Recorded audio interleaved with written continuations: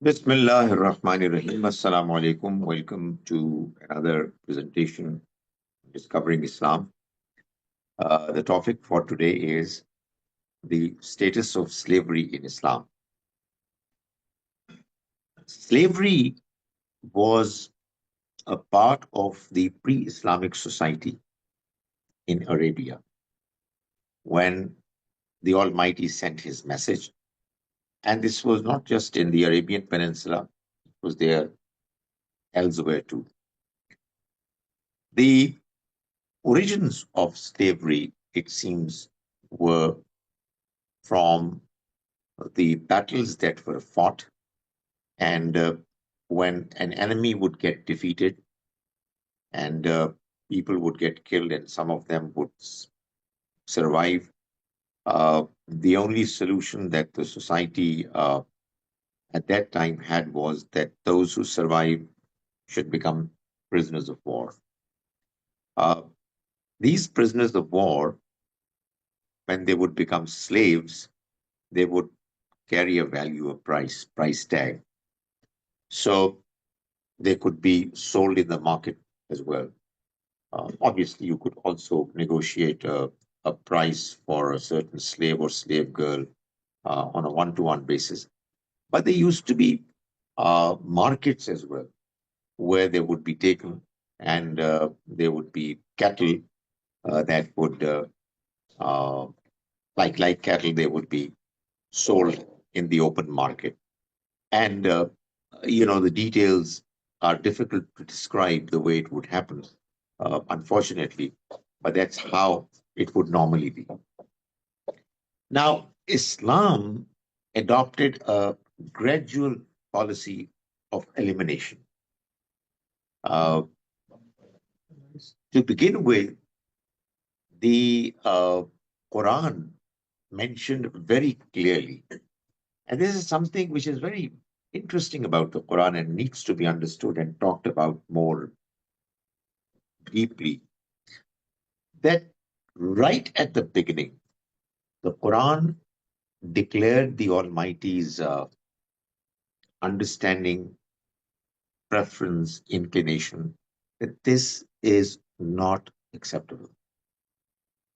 So the Quran mentioned in Surah Al Balad, 90th Surah, wherein there is this interesting topic of the Quran, which is a very popular topic, one of the most frequently mentioned in the Quran, that if you want to get belief, Iman, true Iman, then it has to come to you through good deeds.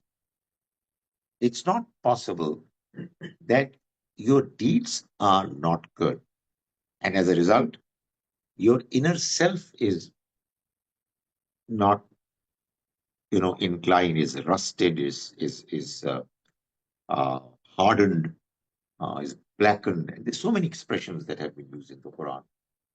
It's not possible that you have your soul that is spoiled and you believe.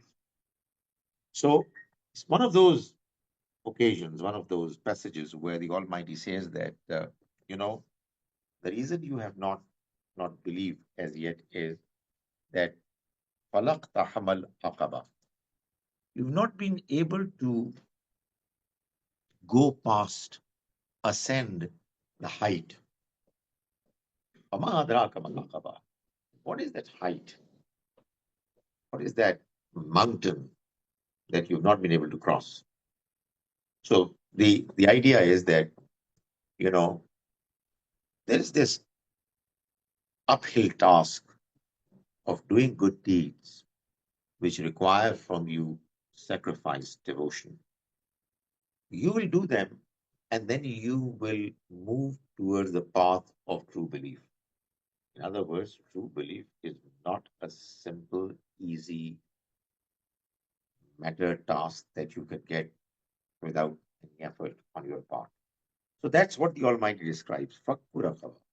O people of Makkah, you've not been able to scale the height. Wama adraka mal aqaba. You know what is that height? What is that mountain that you are expected to cross. And then the Almighty mentions a few acts of piety, of righteousness. You're going to do them, then you will be able to have true belief. And you know what is the first thing mentioned in that list? Fakku raqaba. That is, you must free the necks. Freeing of necks. Now, this expression itself shows how strongly the Almighty feels about the people who have been enslaved. What this expression means is that he's saying, look, there are some people whose necks have been restricted. You need to free them. They have been caught, they have been enslaved. So free these slaves, and then you will get within yourself, your soul, a feeling of peace and enlightenment that will ultimately lead you to proper belief. So that's the starting point. That's, call it, the statement of policy that the Almighty has made, that slavery is unacceptable.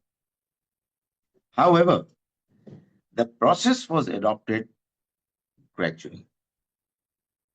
Some people think that it's a contradiction. No, it's not a contradiction. It is the wisdom of the Almighty, which we humans, because we don't possess, sometimes we are not able to understand it. Something is undesirable, and yet it is a part of the society. It's so deeply ingrained that you cannot remove it with one stroke of pen overnight. If you will try to do it, you will cause more harm. You will do something that is going to make the entire process difficult to be followed, to be achieved. So we have to be very careful. Now, that in itself is a great lesson. Having ideals is important. Without having ideals in life, you can't function. You'll be a dull person. You'll not have no purpose in life. That doesn't really mean that ideals are to be achieved overnight, practically. No, there has to be a strategy. So that strategy was adopted by the Almighty because of the fact that there weren't any alternative arrangements for slaves and slave girls in the society. They had become a part of the families. It was acknowledged and recognized as a legitimate arrangement. And they were living. Yes, the living was not obviously the normal living. It wasn't acceptable. It wasn't decent, desirable. But nonetheless, it was an arrangement. They were able to meet their basic needs. So that was a policy. And obviously, asking slaves and slave girls to be immediately freed would have caused more harm than good. What the Almighty did was that He uh, declared that they are a legitimate part of the society, particularly slave girls. They were declared as if they are half wives of their masters. So there are two passages in the Quran wherein the Almighty, when talks about the fact that true believers are the ones who uh, guard their chastity and are careful in their matters, they are keeping their desires within the legitimate the expectations. Uh, they are disciplined. And while talking about it, the Almighty says in Surah Al Muminun and Surah Al Marij that they do not indulge in adultery, uh, and their desires, they are satisfied with their legitimate partners, which are wives and slave girls. Now, this mention causes many people to get upset that why is it that the Almighty is mentioning this fact in the Quran, which was the book of the Almighty to be fully preserved for until the day of judgment. not something else be done instead? Well, I'll talk more about it later. But this is what the Almighty mentioned. It's, as I said, in Surah number 23, Surah uh, Al Mu'minun, and Surah Al Marij, which is Surah number 70. Now, having done that, the Almighty proceeded to encourage people, men, to get married to these slave girls. So, while their status was preserved, there was this, call it, movement that was launched to encourage people, both masters and other men, to get married to these slave girls. So it was mentioned, for instance, in Surah Al Baqarah, verse 221, where the Almighty said that, you cannot get married to uh, those women who are polytheists, mushrika. And Allah mentions that, wala amatun mu'minatun khairum min mushrikatin. A slave girl who is a believing slave girl is better than a mushrika, even if you like them. So, it was an encouragement provided to men as well as to women, wherein the Almighty said that a slave who is a believer is much better than a mushrik polytheist men, man. Likewise, in verse 32 of Surah Nur, the Almighty says that get your slaves and slave girls married. Obviously, the implication was that they can get married to each other, or still better, if there's a free man who gets married, and that also is something which is desirable. Uh, in verse 25 of Surah An-Nisa 2, it's the same that the Almighty has mentioned. The Prophet ﷺ is reported to have said, and this is a hadith which is both in Bukhari and Muslim, that the Almighty is going to reward a person twice as much as the ordinary reward for such good acts. Uh, if he is able to educate and train uh, a slave girl in good manners, frees her, and then gets married to her. So that encouragement was also provided, so that if somebody is doing it, he's obviously going to make arrangements for her to live as a free lady. Uh, on the other hand, the Almighty uh, condemned those people who were exploiting slave girls, because slave girls were actually used by some people to do prostitution.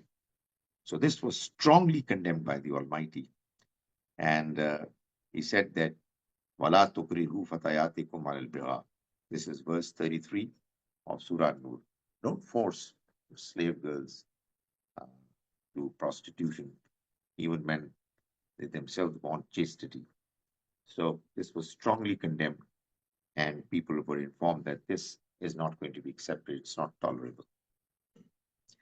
What was also mentioned about slave girls was that because they were living in circumstances where, for them to have the same kind of moral values as ordinary free women had, was not possible.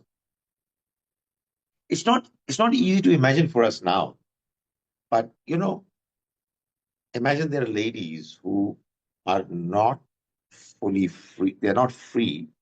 They're not a part of the family that they are serving quite the same way as daughters, sisters, wives are. So the situation was such that people um, would talk about them, they would pass remarks about them, and they would do other things. They were not fully protected, and that was one of the things, that they would be able to get by getting attached to a family as slave girls, as and slaves. But not every family was, you know, giving them the kind of protection they deserve. So they, therefore, it was declared that if they get involved in something evil, if they are indulged in adultery, even after they get married, their punishment is going to be half as much as the punishment of free women. That in itself is an interesting mention in the Quran. A slave girl gets married and she then indulges in adultery, zina. The Almighty says that they are going to be punished by being subjected to a punishment which is half as much as that of the free women. Now, what could be that half punishment? What could be half punishment be? I mean, it has to be 50 lashes, right? 50 lashes to whom? To a lady who's married. So, what it means is that a lady who's married and is free, her punishment is 100 lashes. Because had it been stoning to death, that you cannot, and you cannot half stone to death somebody. So anyway, so this is what is mentioned. Nisfu ma al muhsanati min al azab. Punishment for a slave girl is half as much as that of a free woman. Now, freeing of slaves and slave girls was also done and encouraged by mentioning this act as one of the possible ways of ensuring that you are expiated from certain sins, you know, certain crimes and sins that are committed, and you want to get away from the evil effects of them.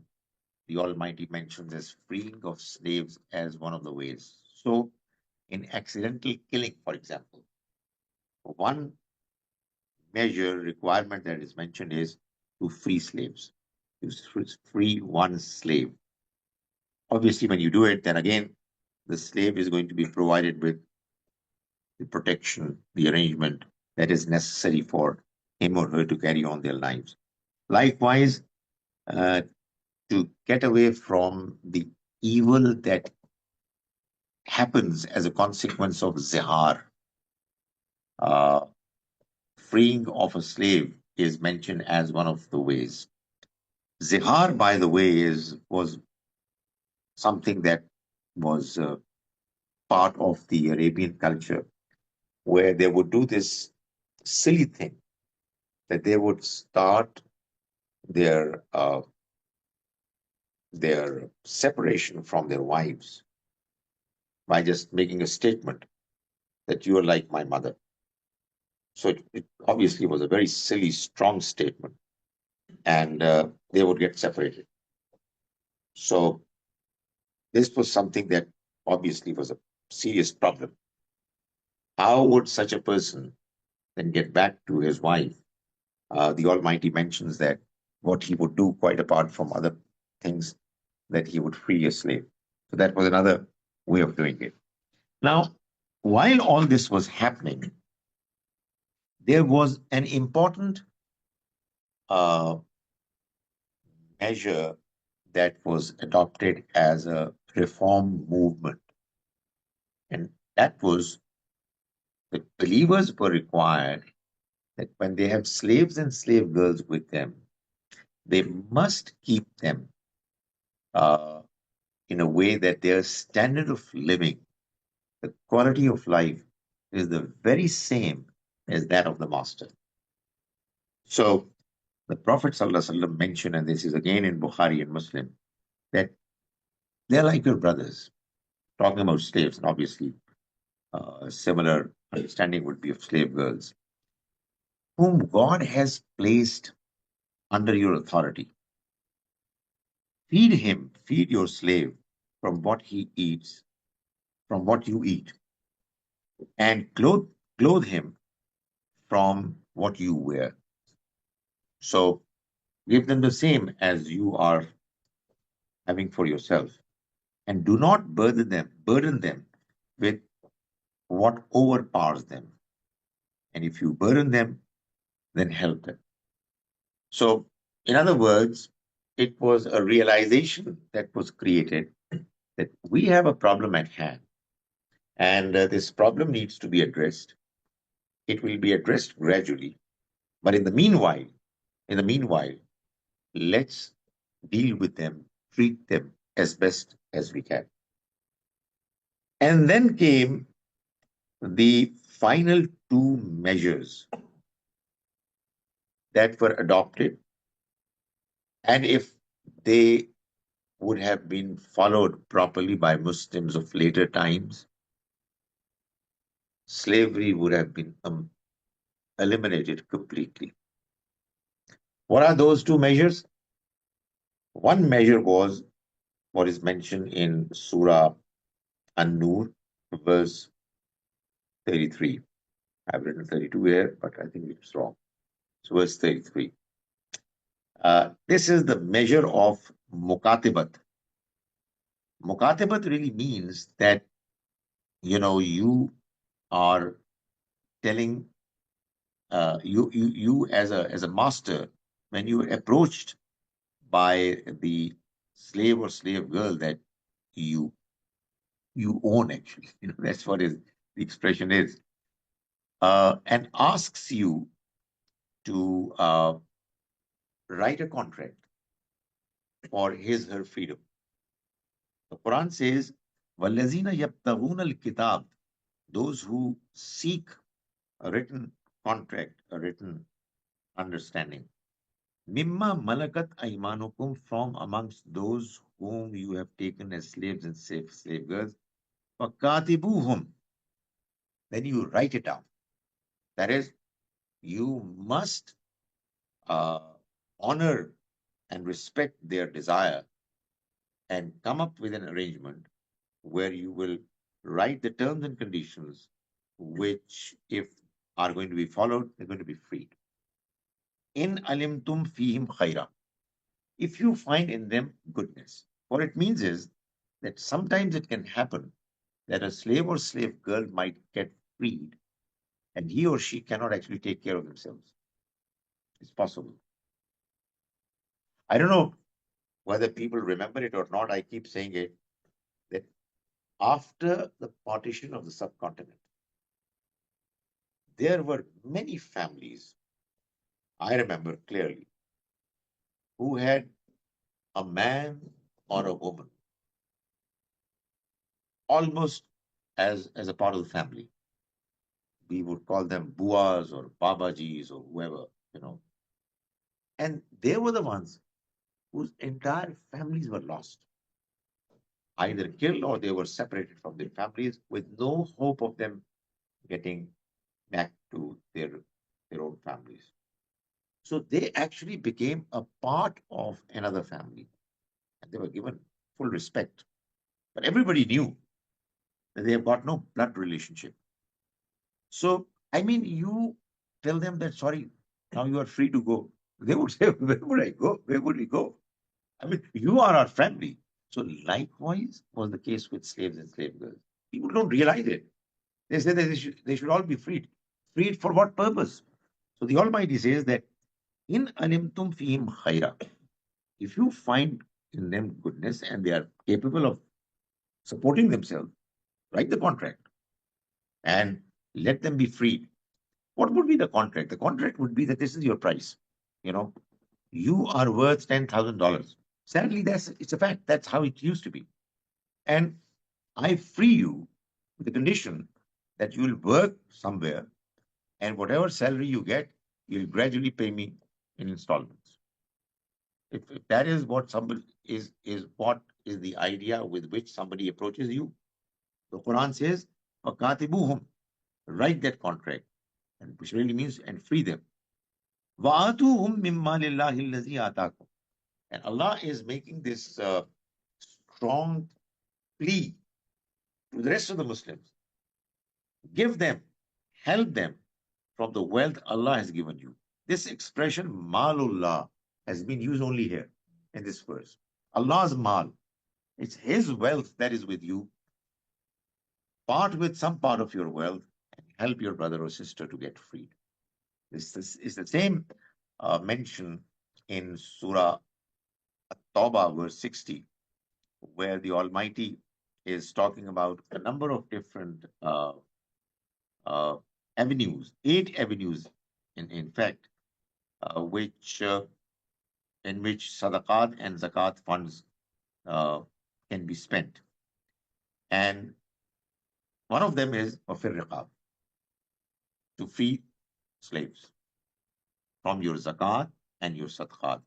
So on the one hand, the Almighty is giving this open invitation.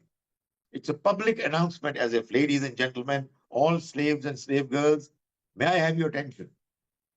You can now approach your masters and tell them, Allah has made this announcement. You write a contract with me. Allah doesn't want to be unfair to you. You spend something on them. So write that contract and free them. And rest of the believers, spend your money on them to help them overcome this burden of loan, of whatever they owe to their masters, and free them completely. So that meant that all able-bodied men and women who were slaves and slave girls could free themselves immediately and completely, but obviously through a way that was fair and was not a burden on those who had actually taken them as slaves and slave girls. So that was the first measure. It was a revolutionary measure. The verse is still there. If those verses are there of Surah Al-Mu'minun and Al-Ma'arij, this verse is also here in the Quran. The second measure, where were these slaves and slave girls coming from? What was the production unit? Prisoners of war. So if you are allowing all slaves and slave girls to have the right to be freed by getting into a proper contract, what good would it be if the production house is still there, functioning and creating new slaves and slave girls? That too was blocked. And the Quran mentions in Surah Muhammad, verse 4, wherein the Almighty says that when you're fighting in a battle, and obviously this mention is in particular about those kuffar who had rejected the message of the Messenger of Allah, and therefore they were a legitimate target of being fought against and killed, because that was divine punishment for them. So the Almighty says that hatta iza askhantumuhum fashuddul basa. So you inflict slaughter upon them, then secure their bonds, and then that is make them prisoners. So after making them prisoners, فَإِمَّا مَنَّمْ بَعْدُ وَإِمَّا فِدَاءً. Either you free them without asking for any compensation, or you ask for compensation. That is, it's either that you do it uh, without asking for any returns. Be kind to them. Just free them to their relatives or whoever. Or you can ask for a payment if there are people who are willing to pay. But the third possibility of keeping them as slaves and slave girls was ruled out. It wasn't mentioned. So now, if these two measures were properly understood and followed, where would slavery then come from? How would it survive? Most certainly, those who are still there, they would take time to be freed. And there were other norms of the society which had to be respected. And obviously, it needs to be said, not in support of slavery, but to understand and appreciate the issue, problem, challenge of slavery, that it was a part of the society. It was a norm in that society. People talk against slavery, but I'm sure that you people living in the West would appreciate this. For one thing, obviously, I mean, um, people when they go back home from a Western country, particularly those who have never been to countries like Pakistan, one of the things that shocks them is beggars. I mean, it's really is shocking the large number of people who are swarming. They just ask for money. But that aside, that we all acknowledge is an evil. But our normal homes in Pakistan cannot function without servants who are given salaries, wages, which, if you look at the prices over there, how do they survive? You can't imagine. It's just not possible. So what happens is normally when they come together and they have these joint family system, so they chip in with whatever they have earned. So 20,000 here, 25,000 here, 30,000 here, put together, it's now 150,000. Now you can run a household. You can finance it, but it's unfair. You know, they are serving you for as long hours as any employee in any organization would do. In fact, for more hours, and yet what they're getting is very little. It's a part of the system. You don't feel that it's bad. So likewise, slavery had a similar status. It was never desirable, never something that was to be appreciated, but it was eliminated gradually. And with these two measures adopted and clearly spelled out, slavery should have been eliminated gradually and completely. If it was not done, or there are other reasons, not that they were following the Quran. I mean, obviously, um, the Quran had mentioned it, and it was because it was to be done gradually. Now, let me just mention a few things regarding this whole idea.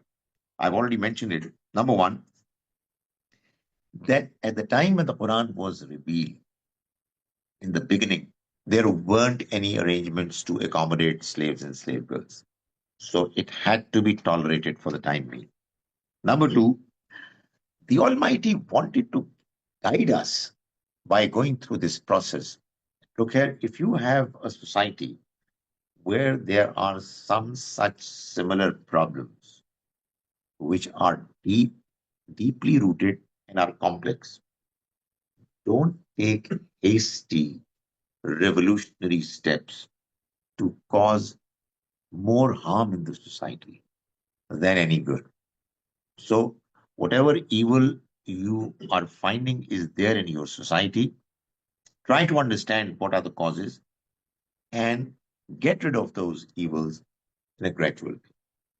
So, if you find the mention in the Quran of slavery as if it was all acceptable, that was the reason, uh, to make sure that while a problem is there, it has to be accepted as legitimate, and yet the gradual elimination is also to be planned.